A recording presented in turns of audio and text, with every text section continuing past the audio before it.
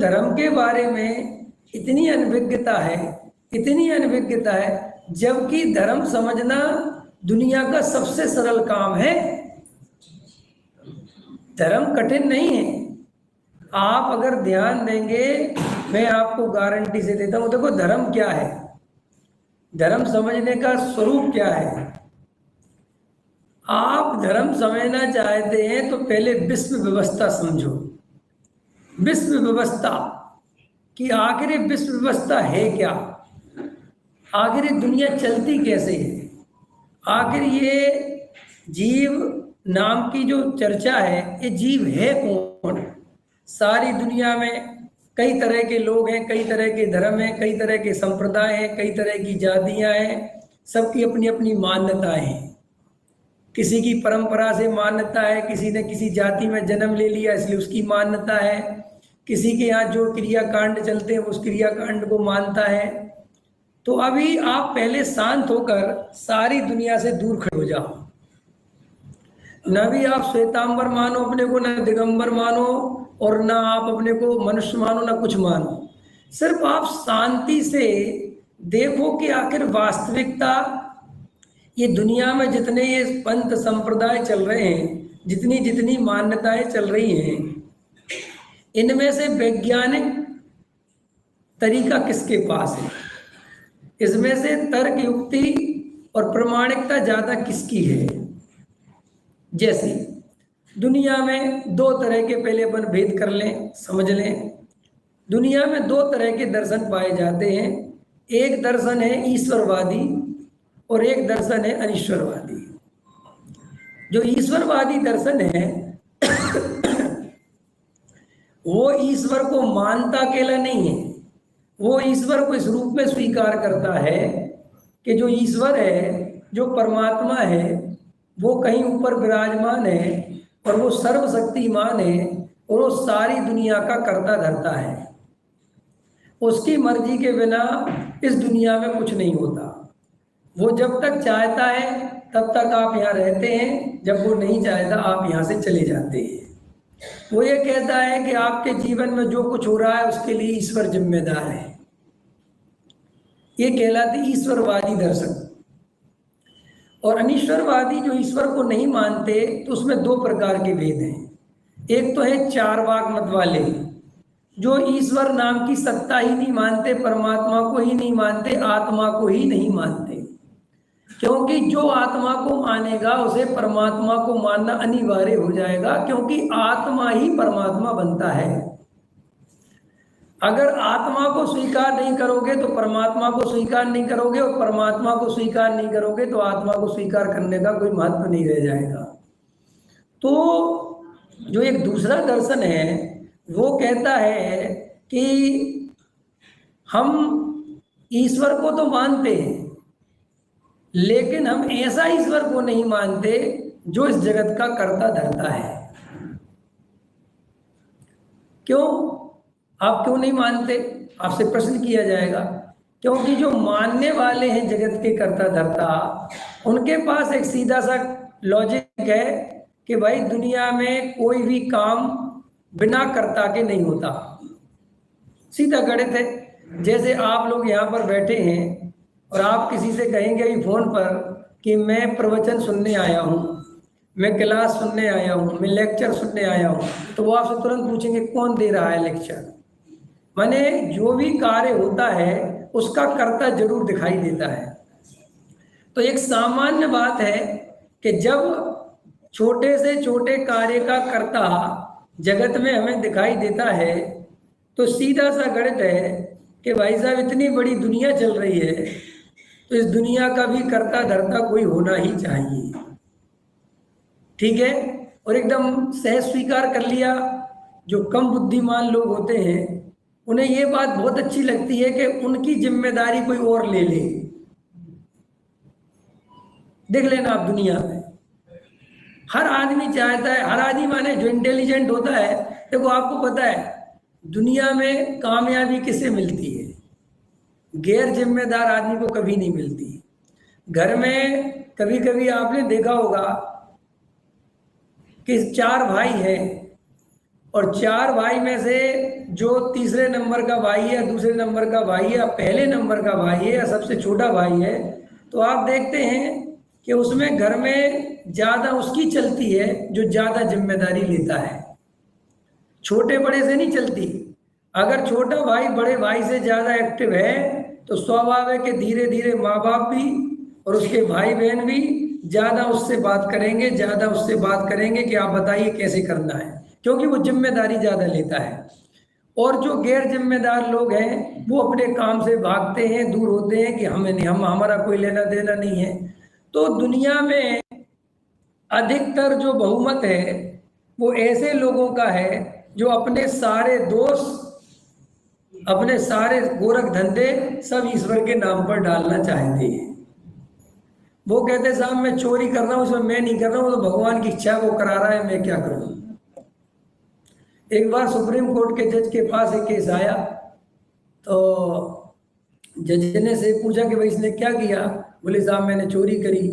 तो बोले तुमने चोरी क्यों करी। बोले साहब आप क्या पढ़े नहीं क्या आप है, अरे क्या कहता है दर्शन, क्या कहता है धर्म, कोई किसी का कुछ करने वाला थोड़ी है, सब भगवान की इच्छा से होती है। अब चोरी होनी थी तो हो गई, मैं क्या कर सकता हूँ, या आपको सजा देनी हो तो भगवान को दो, है ते सब भगवान ही कर रहा है ना भाई। तो जब सब भगवान ही कर रहा है तो उन्होंने कहा ठीक, बहुत अच्छा, वेरी गुड, बिल्कुल सत्य तेरे वचन। तो बोले चल जेल में निकल जा, इसको 6 महीने की सजा दो। बोले साहब क्यों दे रहे। बोले ये भी भगवान दे रहा है, मैं कहाँ दे रहा हूँ, है कि नहीं है। ऐसे क्रमबद्ध पर्याय का सिद्धांत है ना, तो वो भी ऐसा ही है कि अगर तुम बहुआरम परिग्रह में लगोगे और कहोगे साहब जो होना है वो तो निश्चित है, अब मुझे बहुआरम परिग्रह में जाना था, मेरी पर्याय नक्की थी, तो बिल्कुल ठीक है, आगे की भी पर्याय नक्की है। ऐसा कभी नहीं होता दुनिया में, ऐसा क्रम नहीं है पर्यायों का कि मैं मिथ्यात्व के कामों में लगा रहूं और अचानक सम्यक दर्शन की पर्याय प्रकट हो जाए। ये तीनों काल में नहीं हो सकता। कभी ऐसा नहीं हो सकता कि मैं रसोई बनाता रहूं, कुछ भी काम करता रहूं और अचानक मैं केवल ज्ञानी हो जाऊं, ऐसा 3 काल में संभव नहीं है। ये जो कारण कार्य व्यवस्था है इसको हमें गहराई से समझना चाहिए, पक्षों से नहीं समझना चाहिए। निष्पक्ष होकर जब तक हमारे जीवन को, दुनिया में भी नियम है, आप सुप्रीम कोर्ट में चले जाइए, आप हाई कोर्ट में चले जाइए, जब वहां पर आप केस लगाते हैं, किसी के खिलाफ केस दायर करते हैं और वहां पर जो जज नियुक्त होता है, जज बाद में नियुक्त होता है, आपको पता है केस आपका पहले लगता है, जज आपको बाद में नियुक्त किया जाता है। क्यों, आपको पता है टाइम क्यों लेते हैं, उसी टाइम क्यों नहीं कर देते आपका जज। इसलिए कि वो पूरी स्टडी करते हैं कि जिसका केस आया हुआ है इसका जज से कोई संबंध तो नहीं है, दूर दूर तक कोई संबंध अगर इससे मिल जाए, ये जज के मामा का लड़का है, बहन का लड़का है, मौसी का लड़का है, मामा का लड़का है, चाची का लड़का है, या भतीजा है या भाई है, तो बस खत्म। जज कितना ही ईमानदार हो वो कहते ये केस इसको दूसरी तरफ भेजो कि साहब क्या बात हो गई, कि भाई साहब ये अब जज निष्पक्ष रहने की संभावना कम हो गई।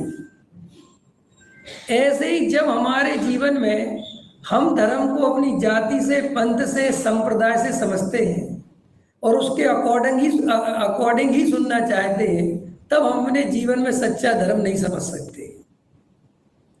धर्म समझने की सबसे पहली शर्त है कि हमारे अंदर से पंथ, संप्रदाय, जाति, परंपरा ये सब बाहर हो जाने चाहिए और आप एकदम ईमानदार व्यक्ति बनिए। और आप बिल्कुल जैसे डॉक्टर के पास जाते हैं, अच्छा बताइए आप लोग डॉक्टर के पास जाते हैं, बोलिए ना, जाते हैं, तो वहां आप जैन बन के जाते हैं, अच्छा श्वेतांबर जैन बन के जाते हैं कि दिगंबर जैन बन के जाते हैं। ए बात ठीक नहीं है बाबूजी, अपना धर्म छोड़ दिया आपने,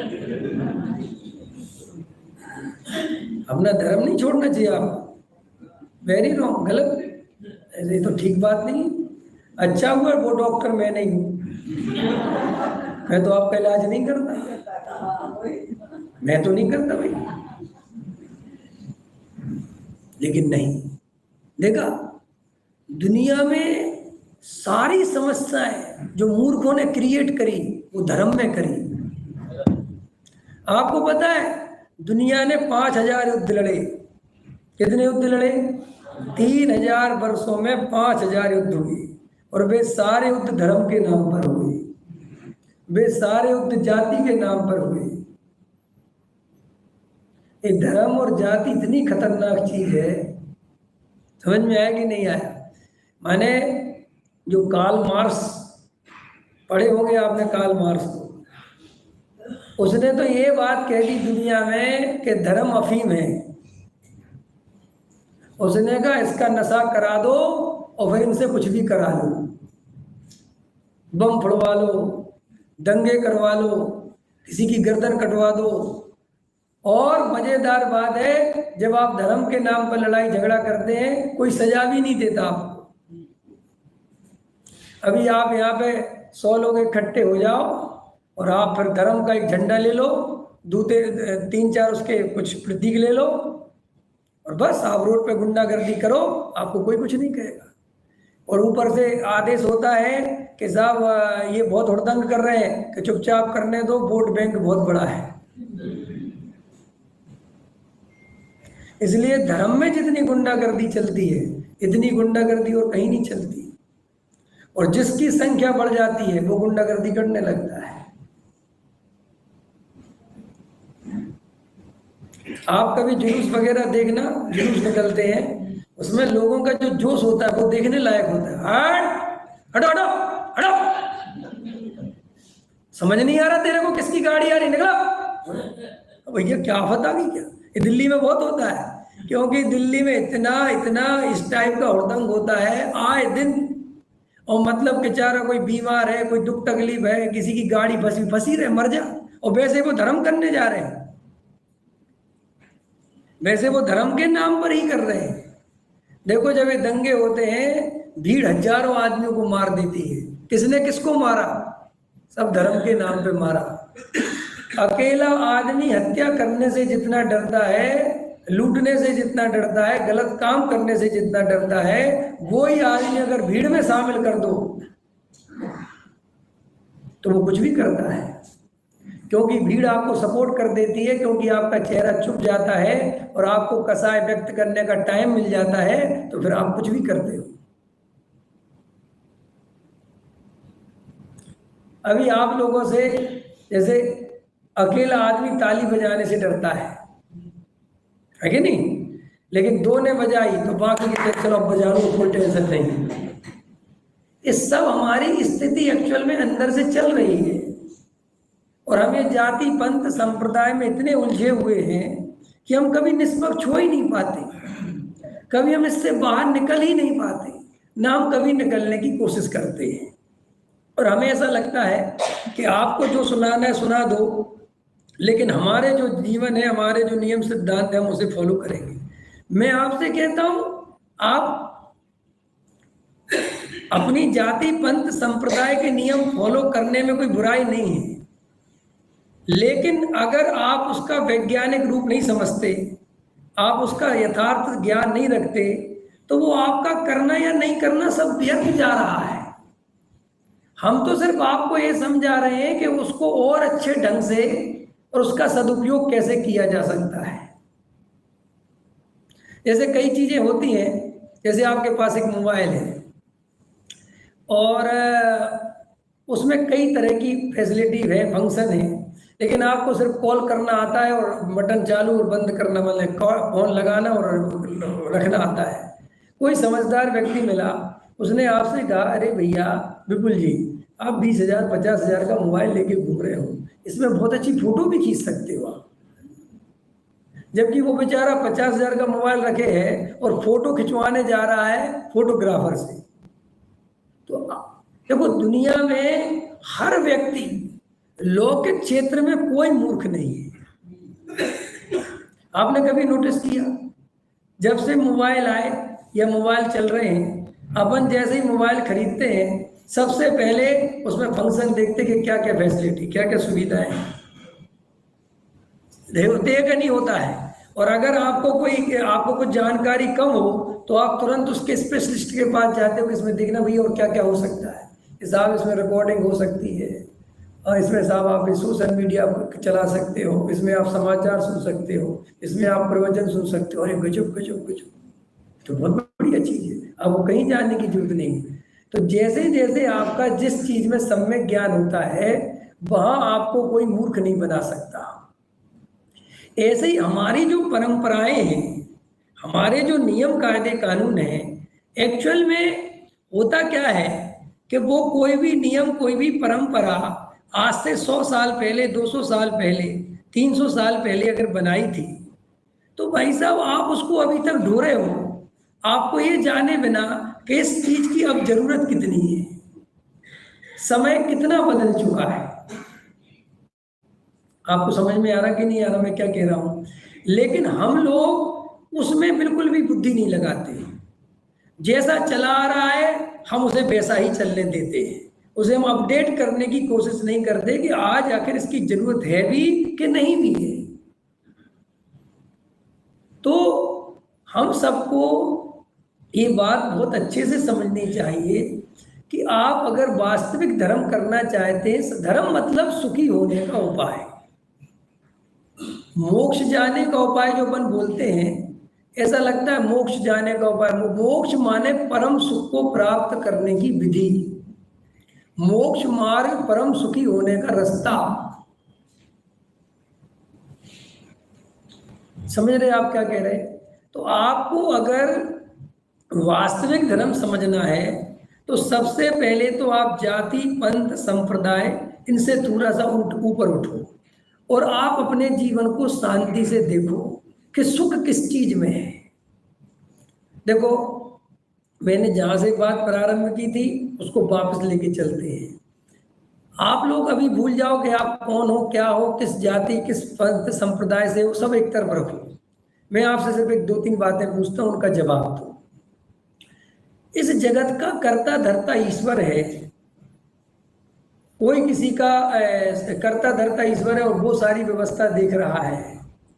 तो एक सीधा सा प्रश्न खड़ा होता है कि आप ये कहते हो कि कारण के बिना कार्य नहीं होता।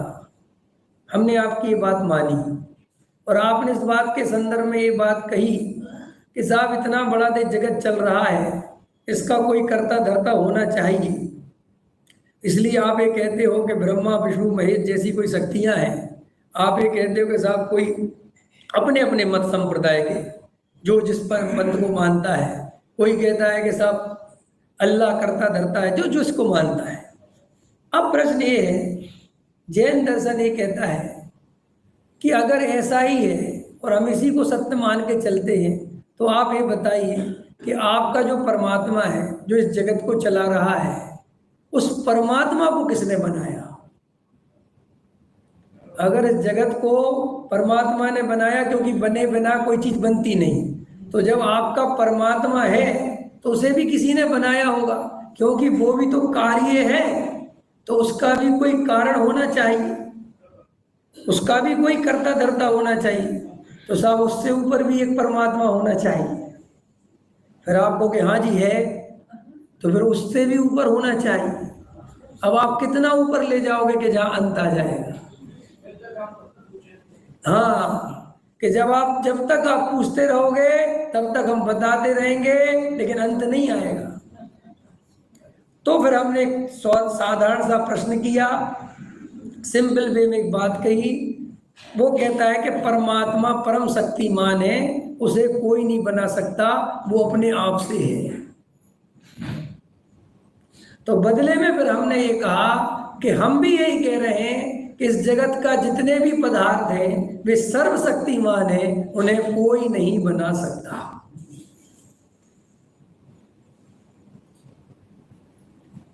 तो तुम्हारे यहाँ एक ईश्वर है और हमारे यहाँ हर जीव ईश्वर है।